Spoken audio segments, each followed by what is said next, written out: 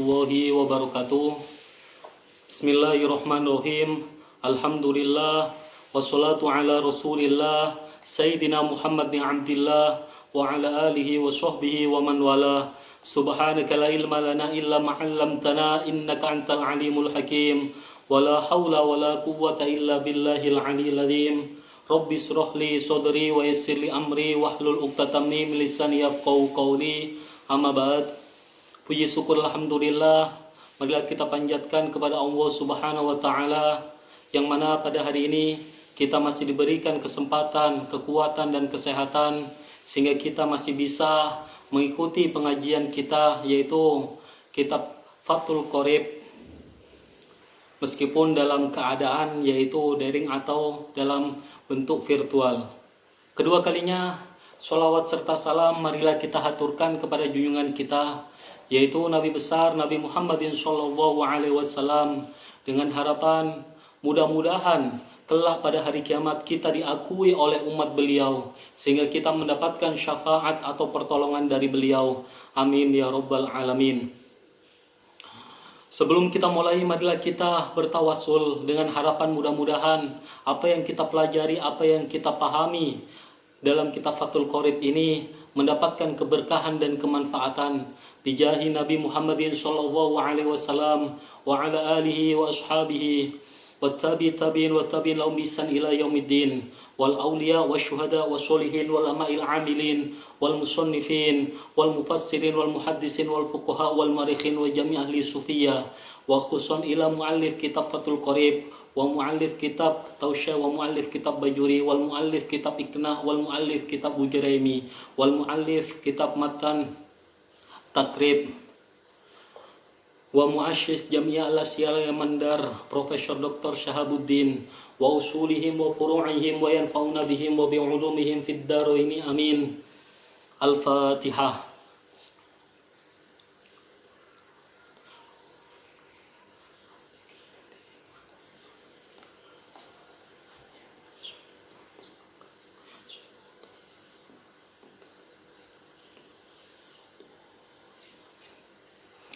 Bismillahirrahmanirrahim. Qala musannifu wa nafa'na bi wa bi ulumihi fid daraini amin. Ai hada faslun wa arkanu sholati tsamaniyata asyara ruknan. Pada pembahasan kali ini yaitu kita membahas tentang rukun. Pada pertemuan kemarin kita membahas tentang syarat. Pada pertemuan hari ini kita membahas rukun. Sudah saya singgung kemarin bahwasanya syarat itu adalah kewajiban sebelum melakukan ritual ibadah. Sedangkan rukun ini adalah kewajiban yang sudah masuk pada ritual ibadah tersebut. Nah, di dalam sholat ini ya, adapun rukun-rukun di dalam sholat ini ada 18 rukun. Apa saja 18 di sini? Yaitu Syekhul Musannaf memaparkan yang pertama kali an-niyatu. Di dalam rukun sholat yang pertama yaitu niat. Apa itu niat? Dijelaskan di sini wahiyya qasdu syai' muqtaronan bi fi'lihi. Yang dikatakan niat di sini yaitu qasdu, kesengajaan sesuatu yang bersamaan dengan pekerjaan tersebut. Itu yang dikatakan niat. Berarti apa? Seperti kita melakukan sholat di sini yang katakan niat ini yaitu ketika apa? Bersamaan dengan takbiratul ihram. Yaitu ketika Allahu Akbar, maka dalam hati kita yaitu berniat. Karena yang katakan niat di sini yaitu qasdu syai' muqtaronan bi fi'lihi. Yaitu apa? Mensengaja sesuatu bersamaan dengan aktivitas tersebut. Ini ya. Beda dengan azm. Kalau azm ini adalah rencana. Seperti nanti saya akan sholat. Ini tidak bisa dikatakan apa? Dikatakan niat. Karena ini adalah azm atau rencana. Yang dikatakan niat di sini, kalau menurut dalam penjelasan kitab Fathul Qorib di sini, yaitu bersamaan dengan apa? Dengan aktivitas itu. Berarti ketika apa? Ketika wudu, yang dikatakan niat di sini yaitu ketika membasuh wajah. Ketika sholat, maka yang dikatakan niat di sini yaitu apa? Bersamaan dengan takbiratul ihram. Allahu Akbar dalam hati kita yaitu melafadzkan niat. Itu ya. Sangat urgen sekali niat di sini. Ya, meskipun niat ini adalah produk dari apa? Dari manusia, karena di dalam Al-Qur'an tidak ada penjelasan secara qot'i. Ya, fikih itu sifatnya memang dunia, yaitu asumsi ya. Begitu pula pada niat di sini. Makanya di dalam apa? Di dalam Qawaidul Fikih dikatakan bahwasanya niat ini al-umuru bimaqasidiha, yaitu segala sesuatu ini sesuai dengan apa? Tujuannya. Ini landasan di dalam kerangka berpikir niat ini menjadi apa? Menjadi rukun. Ketika kita menganalisis ini, maka di sini apa? Ada pijakan Al-Qur'an. Namun pijakan Al-Qur'an ini hanya tersirat, tidak apa? Tidak qot'i. Nanti kalau membahas qot'i berarti kita membahas tentang apa? Tentang masalah yang sudah pasti seperti masalah teologi. Itu ya. Apa landasannya di sini tentang apa? Tentang niat ini di dalam Al-Qur'an, yaitu wa ma umiru illa liya'buduna mukhlishina lahuddin. Di sini ada landasan acuan bahwasanya niat ini sebagai rukun. Tidak diperintahkan manusia ini kecuali menyembah kepada Allah Ta'ala mukhlisina. Nah, perlu digarisbawahi lafaz muhsinina, yaitu dengan keadaan ikhlas. Nah, ikhlas di sini adalah pijakan para ulama yang merumuskan atau memformulasikan bahwasanya apa? Ikhlas di dalam melakukan ibadah atau menyembah kepada Allah ini sebagai apa? Sebagai rukun. Nah, itu landasan yang pertama. Landasan yang kedua yaitu apa? Yaitu pada pijakan hadis, yaitu innama a'malu biniyat. Sesungguhnya kesahan dari ibadah itu tergantung pada niat. Ini ya. Meskipun para mustahid mutlak seperti Imam Abu Hanifah, Imam Malik dan Imam Syafi'i, Imam Ibnu Hambal, ini terjadi khilafiyah tentang niat itu. Kalau menurut Hanafiyah memang mengatakan bahwasanya niat itu tidak rukun, tetapi masuk pada syarat. Karena apa? Berbeda memahami terhadap apa? Hadis atau ayat tadi itu. Kalau menurut Imam Syafi'i, kesahan dari apa? Dari ibadah itu adalah dengan tergantung dengan niat. Beda dengan Hanafiyah yang mencantumkan bahwasanya apa? Orang sholat tanpa niat itu sah-sah saja. Karena apa? Niat ini dipahami yaitu pada innama a'malu biniyat adalah kesempurnaan. Ini ya. Makanya pada apa? Pada niat ini tidak dikategorikan yaitu pada rukun. Ini adalah apa? Adalah tataran dari apa? Perbedaan antar lintas madhab itu. Ya. Dan tujuannya niat di sini kalau kita lihat dalam apa? Dalam Qawaidul Fikih seperti kitab Al-Ashbah wan Nadhair, di sana dijelaskan niat ini untuk tamyiz, ya, untuk membedakan antara aktivitas ini nilainya ada ibadah dengan aktivitas ini tidak ada nilainya ibadah. Seperti contoh, ketika kita mandi di sini mandi hanya mandi untuk menyegarkan, ini ya, maka di sini tidak membutuhkan terhadap niat. Beda ketika kita mandi seperti mandi Jumat, ya. Mandi Jumat di sini yaitu kita dengan niat, kan sama-sama mandi. Tetapi pembedanya di sini yaitu apa? Pada niat. Ini ya, untuk tamyiz, untuk membedakan terhadap apa? Aktivitas ini ibadah atau tidak ini yaitu apa? Pada niat ini. Itu ya. Dan niat ini yaitu apa? Dikontekskan pada perkara yang baik. Tidak bisa niat baik ini pada konteks perkara yang buruk. Ini ya. Karena apa? Sekarang banyak yaitu tergantung niatnya. Tidak bisa kita apa? Menggantungkan niat tetapi pada hal yang buruk. Saya berikan analogika seperti contoh yaitu idkhalus surur, membahagiakan orang itu adalah hal yang baik. Namun ketika dia apa? Diarahkan pada perkara yang buruk seperti kita mau apa? Mau ke tempat yang dilarang ya, mau melakukan aktivitas atau pekerjaan yang dilarang oleh syarak atau oleh hukum Islam. Yaitu apa? Seperti kolokalisasi untuk apa? Membeli pelacur di situ. Dengan niat untuk membahagiakan ya, karena berdalih tadi idkhalus surur, maka hal ini tidak bisa dibenarkan. Makanya niat yang baik di sini ini pada apa? Pada hal yang baik pula. Tidak bisa niat yang baik pada perkara yang buruk. Oke. Itu ya. Dan tempatnya kita kembali, tempatnya niat pada sholat ini yaitu mahaluha, yaitu fi qalbi. Tempatnya di sini yaitu di dalam hati. Oke. Adapun yang kedua dari rukun sholat di sini wal qiyamu ma'al qudrati, yaitu berdiri bersamaan orang yang mampu berdiri, gitu ya.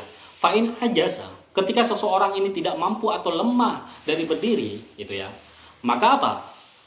Fa'in ajaza anil qiyami qa'ada. Ketika dia ini lemah atau tidak mampu untuk melakukan dengan berdiri, maka diperbolehkan sholat dengan cara duduk. Nah, duduk di sini apa? Kaifa sya'a, terserah duduk bagaimanapun. Akan tetapi duduk yang lebih utama atau disunahkan di sini yaitu duduk iftirosh, yaitu duduk di antara dua sujud. Ini caranya apa? Sholat ketika tidak mampu berdiri, maka diperbolehkan yaitu sholat dengan cara apa? Cara duduk, dan duduk yang lebih utama yaitu duduk iftirosh, bukan duduk dengan duduk tawarruk. Ini ya, ini yang lebih utama. Namun boleh juga duduk tawarruk, tapi apa? Kalah utama atau kalah afdol dengan duduk iftiros. Duduk tawarruk itu duduk akhir atau duduk tasyahud akhir gitu ya. Itu namanya duduk tawarruk. Ini. Jika tidak mampu dengan duduk bagaimana? Maka diperbolehkan yaitu sholat dengan keadaan mutojjian, yaitu dengan keadaan tidur. Dan tidur yang paling utama di sini, sholat dengan cara tidur, yaitu tidur dengan tidur miring. Ini ya, meskipun boleh juga dengan tidur apa? Terlentang. Namun yang lebih utama yaitu tidur miring. Kok tidak mampu dengan tidur miring, ini ya, karena tidak bisa bergerak di situ, maka solusi yang berikutnya, sholat bi isyaratil ain, yaitu dengan apa? Dengan matanya. Ini ya, jika matanya masih bisa bergerak. Itu. Andai saja matanya tidak bisa bergerak, apapun badannya tidak bergerak, tapi dia masih hidup, maka di sini sholat dengan apa? Biqalbi, yaitu dengan hati. Itu. Kok dengan hati tidak bisa? Maka di sini dia tidak wajib sholat, maka dia wajib disolati, itu ya. Itu. Oke, itu syarat sholat yang rukun sholat yang kedua, yaitu berdiri bagi orang yang mampu. Oke. Rukun yang ketiga yaitu takbiratul ihram, ya. Takbiratul ihram, takbir pertama kali ketika sholat. Ini katakan yaitu takbiratul ihram. Kenapa dikatakan takbiratul ihram? Ya, Allahu Akbar yang pertama kali katakan takbiratul ihram. Ini karena takbir di sini perkara yang apa? Sebelum sholat ini adalah halal, ketika sudah sholat ini menjadi haram. Seperti apa? Berbicara banyak, ini ya. Bergerak banyak. Makan dan minum sebelum sholat itu adalah halal. Namun ketika sudah masuk sholat, maka di sini sudah haram. Makanya takbir ini katakan yaitu takbiratul ihram. Takbir yang sudah memberikan batasan seseorang ini, ketika sudah melakukan sholat, maka haram semua yang sebelumnya adalah halal. Makanya katakan takbiratul ihram. Beda nanti ketika takbir ketika ruku. Bukan namanya takbiratul ihram. Akan tetapi namanya yaitu takbiratul intiqal. Takbir perpindahan rukun satu ke rukun yang lainnya. Ini yang makan yaitu takbiratul intiqal. Dan lafaz takbiratul ihram yaitu Allahu Akbar. Maka tidak boleh, meskipun apa? Secara substansi ini sama ya. Ar-Rahmanu Akbar ini ya. Karena tidak menyebutkan lafdzul jalalah Allah ini ya, maka tidak sah meskipun dengan menggunakan redaksi Ar-Rahmanu Akbar atau dibalik tarkibnya yaitu apa? Khobar muqaddam mubtada muakhar yaitu akbaru Allah ini juga tidak apa? Tidak sah ini ya. Beda kalau orang yang tidak bisa mengucapkan dengan apa? Bahasa Arab ini ya. Anis saja dia ini apa? Mungkin kalau hari ini tidak mungkin ya. Bisa jadi mungkin saja juga kalau dia apa? Jauh dari apa? Peradaban Islam. Maka diperbolehkan di sini yaitu mengganti takbiratul ihram ini tidak menggunakan redaksi Allahu Akbar tetapi dengan terjemahan. Itu diperbolehkan ketika apa? Memang betul-betul dia ini jauh dari peradaban Islam. Maksudnya jauh dari peradaban Islam ini bagaimana? Jauh dari pengajar atau ulama-ulama Islam yang mengajari dia untuk apa? Untuk memahami tentang apa? Tentang sholat ini. Itu ya. Oke, itu rukun yang ketiga. Sedangkan rukun yang berikutnya yaitu qiraatul Fatihah. Wa bismillahirrahmanirrahim ayatu minha. Sedangkan rukun yang berikutnya yaitu membaca suratul Fatihah. Dan bismillahirrahmanirrahim adalah termasuk dari ayat Fatihah ini ya, secara sempurna ini ya. Memang kalau kita lihat di dalam kitab Mizanul Kubro atau kitab Madahibul Arba'ah ya, atau kitab yang perbandingan madhab, mukorin madhab ini ya, memang ada ikhtilaf ya. Bahwasanya ada yang mengatakan Fatihah ini termasuk apa? Termasuk dari apa? Surat Fatihah. Namun dari madhab lain ini tidak apa? Ada yang mengatakan Fatihah ini suratul Bismillah ini tidak termasuk suratul Fatihah. Padahal para ulama sepakat bahwasanya surat Fatihah ini jumlahnya 7. Namun para ulama ini berbeda. Ya, ada yang mengkategorikan bahwasanya Bismillah termasuk suratul Fatihah, ada yang mengatakan Bismillah tidak termasuk Fatihah. Kenapa bisa? Di situ. Padahal semuanya sepakat bahwasanya surat Fatihah ini jumlahnya ada 7. Yang membedakan di sini ya, seperti kita madhab Syafi'i, bahwasanya madhab Syafi'i ini yaitu 7 ini mengikutkan bismillahirrahmanirrahim sampai apa? Suratal ladzina an'amta 'alaihim ghairil maghdubi 'alaihim waladdallin. Itu adalah 7 surat. Tetapi seperti mazhab Hanafiyah atau Malikiyah ini ya, bismillah tidak termasuk apa? Fatihah, karena pada lafaz siratal ladzina an'amta 'alaihim itu adalah wakaf, berhenti. Nah, ghairil maghdubi 'alaihim waladdallin itu baru apa? Wakaf lain. Jadi apa kesimpulannya? Semua para ulama sepakat 7, namun apa? Di dalam hitungannya ini wakaf atau berhentinya ini yang membedakan. Ini ya, ini katakan ikhtilaf di dalam apa? Di dalam fikih. Maka tidak usah kita apa? Kita kaget ketika ada yang apa? Membaca bismillah ketika sholat, ada yang tidak membaca bismillah. Ini ya. Namun perlu kita ketahui ketika kita bermadhab ya. Namun yang kita pelajari pada saat ini adalah madhab Syafi'i. Ini tidak diperbolehkan kita talfik. Talfik itu apa? Mencampur aduk terhadap apa? Madhab. Dengan tujuan apa? Untuk tasahul, untuk mempergunakan terhadap ajaran Islam. Atau apa? Talaqub fi masail apa? Fi umuriddin. Atau apa? Bermain-main pada permasalahan agama. Ini yang tidak diperbolehkan. Yaitu wudunya pakai madhab Syafi'i, perkara batalnya pakai madhab apa? Maliki atau Hanafi. Ini tidak diperbolehkan. Harus apa? Bermadhab ini harus satu qodiyah, satu paket. Kalau kita wudunya pakai Syafi'i, maka apa? Perkara yang membatalkannya juga pakai Syafi'i. Itu ya.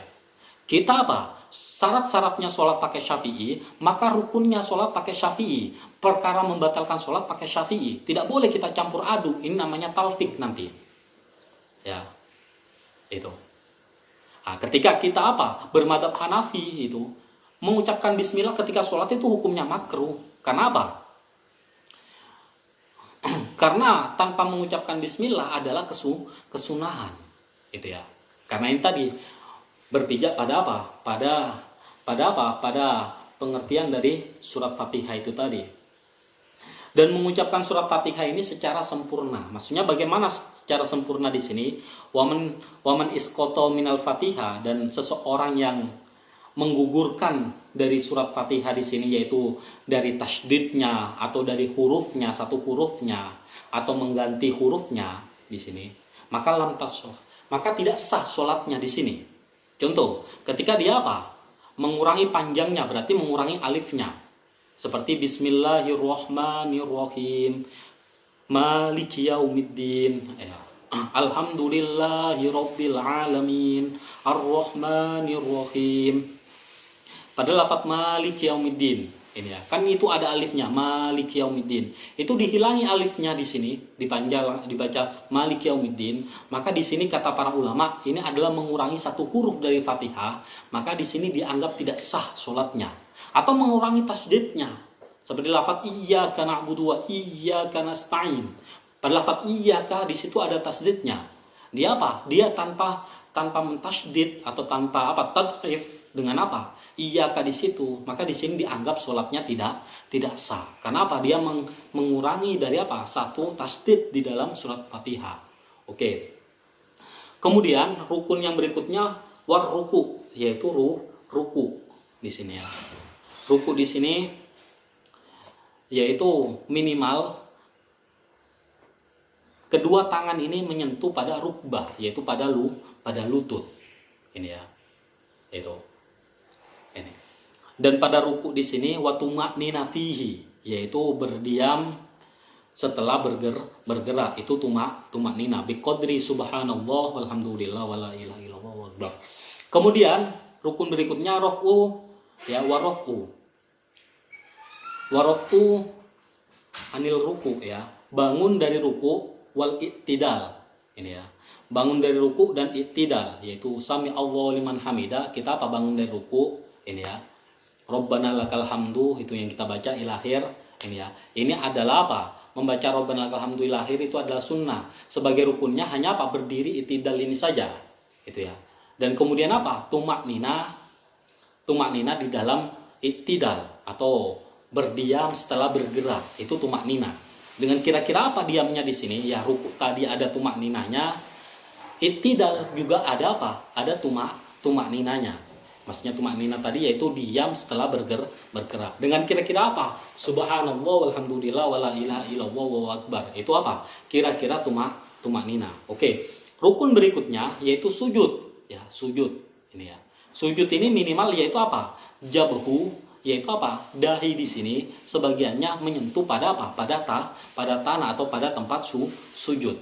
Ada beberapa anggota tubuh yang apa? Yang kita jatuhkan ke tanah atau ke tempat sujud, yaitu apa? Dahi kita, kedua tangan kita, kedua lutut kita, dan kedua kaki kita. Ini adalah apa? Yang menyentuh tanah ketika kita sujud. Dan sujud ini juga ada tumak nina fihi, yaitu berdiam diri di apa? Di dalam sujud. Kemudian wajulusu baina sajadaini. Rukun berikutnya yaitu duduk di antara dua sujud. Ya, duduk di antara dua sujud. Yang paling utama duduk di antara dua sujud ini yaitu dengan kondisi muftarishan tadi, yaitu dengan keadaan iftiros, duduk iftiros atau duduk di sini kaki kiri berada di atas pantat ini ya. Dan kaki kanan ini memancalkan ke apa? Ke pijakan kita. Itu adalah duduk iftiros. Dan di dalam duduk di antara dua sujud ini juga terdapat tumak nina. Berikutnya yaitu rukun berikutnya wajulusul akhir, yaitu duduk akhir. Atau dengan kata lain yaitu duduk tawarruk. Ini ya. Duduk tawarruk ini idza jalasa fi raqatil akhirah qaddama rijlal yusra wa nasabal ukhra wa qa'ada ala maq'adatihi. Kata Rasulullah seperti itu. Atau duduk tawarruk ini yaitu kaki kiri berada di apa? Diselonjorkan pada kaki kanan. Dan kaki apa? Kaki kanan tetap yaitu berpijak atau memancalkan ke tanah. Ini yang katakan duduk akhir dengan cara apa? Duduk tawarruk. Duduk tawarruknya sunnah. Tapi apa? Duduk akhirnya ini adalah apa? Adalah rukun. Itu ya. Oke. Berikutnya watasyahadu fihi. Dan pada duduk akhir ini yaitu dengan membaca tasyahud. Apa bacaan tasyahud itu? Ya, at-tahiyyatul mubarakatus sholawatut thayyibatu lillah. Assalamu alayka ayyuhan nabiyyu wa rahmatullahi wa barakatuh. Assalamu alayna wa ala ibadillahis sholihin. Itu yang katakan yaitu apa? Bacaan tasyahud. Bacaan tasyahud ini juga merupakan apa? Merupakan rukun. Dan berikutnya, rukun yang berikutnya wassalatu ala nabiyyi sallallahu alaihi wasallam. Ya. Dan setelah membaca tasyahud pada doa akhir ini, rukun berikutnya yaitu membaca sholawat. Dan sholawat ini wa aqallu, lebih sedikitnya membaca sholawat di sini yaitu Allahumma sholli ala Muhammad. Ini adalah bacaan yang paling sedikitnya. Dan dalam apa? Redaksi yang lain menyebutkan keluarga Nabi wa ala alihi, ini juga merupakan apa? Merupakan rukun. Namun pendapat yang lain ada yang mengatakan bukan rukun. Ini ya. Dan bacaan sholawat ketika sholat yang lebih apa? Yang lebih utama atau lebih afdol di sini disunahkan yaitu dengan redaksi sholawat Ibrahimiyah.